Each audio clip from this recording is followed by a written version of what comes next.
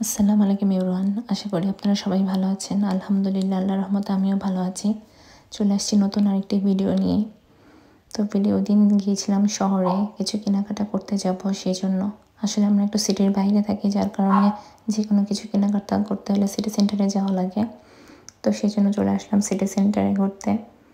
দেন এটা একটা iris brand dance store. এটা আয়ারল্যান্ডের সব জায়গাতেই আছে। এখানে কাপড় চোপড় প্লাস খাবারের আইটেম সব কিছুই পাওয়া যায়, ক্রোকারিজ পাওয়া যায়, ঘর সাজানোর আইটেম পাওয়া যায়। তো যাক, আমরা চলে আসলাম একটা পাকিস্তানি শপে। এই পাকিস্তানি শপটার নাম হচ্ছে জায়গা। এখানে এশিয়ান খাবার পাওয়া যায়, বাঙালি পাকিস্তানি সব ধরনের ফুড পাওয়া যায় এখানে। তো চলে গেলাম দৌড়ে। তখন আসলে কিছু ভিডিও করতে পারিনি, কারণ এই শপটা 7টার মধ্যে বন্ধ হয়ে যায়। তো আমরা চলে গেছিলাম 7:45টার দিকে, এই জন্য আর ভিডিও করতে পারিনি। তো রাস্তা দিয়ে যাওয়ার সময় গোলাপ গাছটা দেখলাম।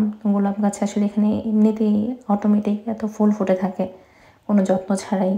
আর এইসব গোলাপ গাছে কোনো গোলাপে কোনো স্মেলই থাকে না। তারপর চলে আসলাম লিডেলে।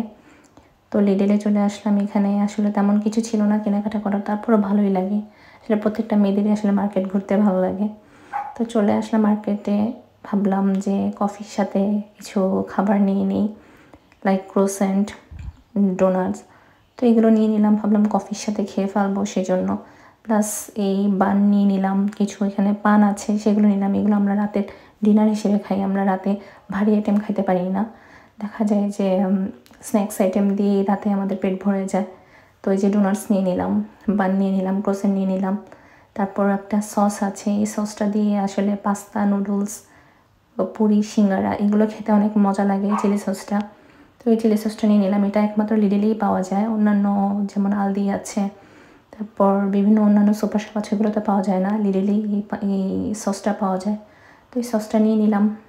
আর দেখা যায় এই সসটা আমাদের ঘরে নিলে 4-5 দিনের মধ্যেই শেষ হয়ে যায়, সবাই অনেক পছন্দ করে।